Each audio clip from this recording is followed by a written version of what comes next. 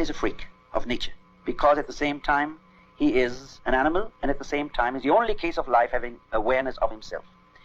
This in itself, this situation of having awareness of himself and yet being in the body of an animal, would create a tremendous sense of separateness and fright. Therefore, man has to look for some union, and he can do it in two ways. He can either regress or he can progress. By regress, I mean he can try to be an animal again, to do away with awareness and reason, or he can try to develop his human powers to such an extent that he finds new unity. Well, this is only a very brief statement, but I want to elaborate with regard to this point.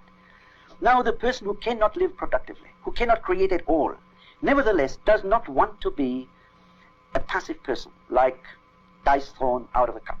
He wants to transcend. Now, one way is to create, and here have the productive person. Create in some way, even if it is something I do with my hands, a simple thing. But if I cannot create, I transcend my creature status also if I destroy. Mm-hmm. To destroy life is as much of a transcendence of life as to create it. Mm. To create requires conditions of interest, of capacity, many conditions. To destroy requires only one thing, a pistol or a strong arm, if your opponent is weaker. But in the process of destruction, I also fulfill the desire to transcend life, to transcend my passive creature status, and I triumph over life. It is my vengeance, you might say my vengeance against life, for not permitting me